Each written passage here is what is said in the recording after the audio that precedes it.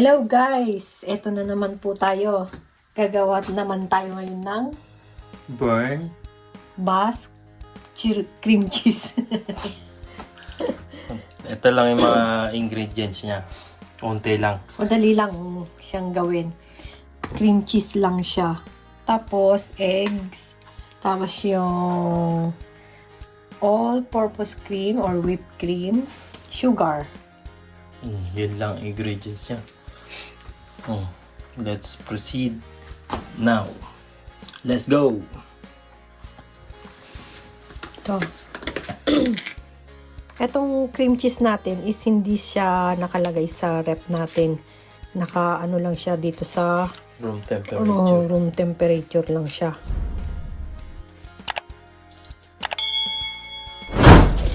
Yan.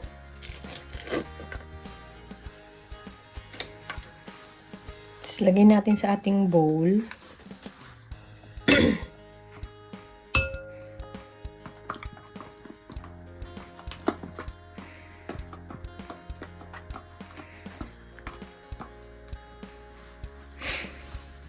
Dalawa yung cream cheese. Oo. Dalawang 300 grams na cream cheese.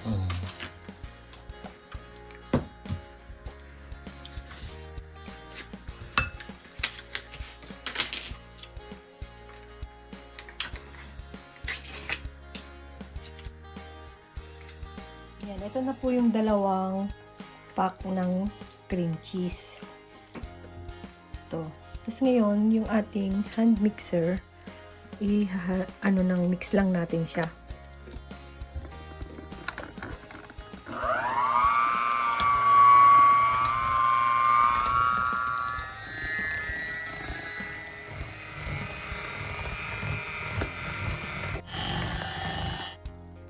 Ngayon po, natunaw na natin yung sugar, ilagay na natin yung ating egg. Pero isa-isa lang po yung paglagay natin. Yan. Tapos imimix natin yan hanggang sa ma-mix yung ating egg.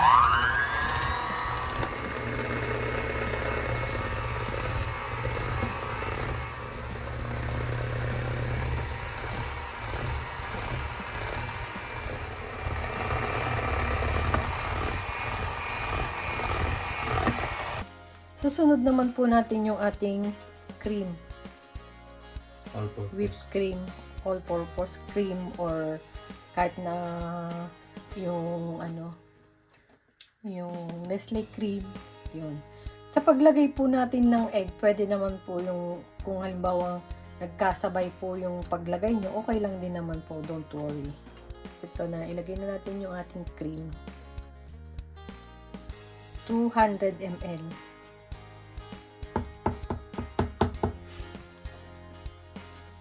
Mix ulit po natin. Ito yung ating paglalagyan ng ating mixture. Round po siya. Tapos, lalagay po lang natin lahat yun. Tapos, ito po ating minix kanina. I-transfer na natin dito sa ating pan.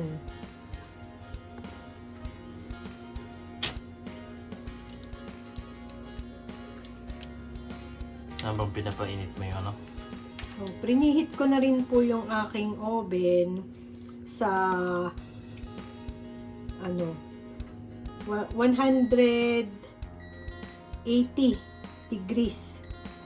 Tapos i-bake po natin to ng 40 to 45 minutes. Or kung gusto nyo pong masunog yung ibabaw, gawin nyo pong 200 yung degrees yung oven tas iluto nyo po siya ng 45 minutes. Yan. Ayusin lang po natin. Yan, lagay na po natin siya.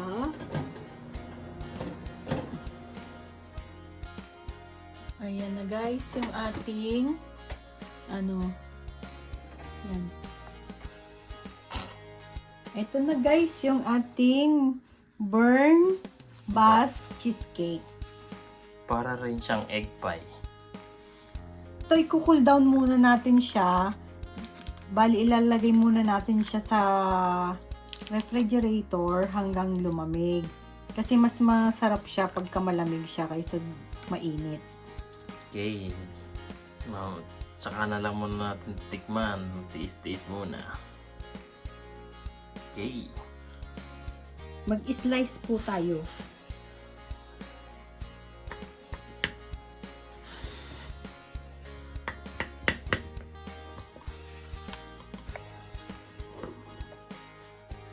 Yum. Okay. Parang masarap.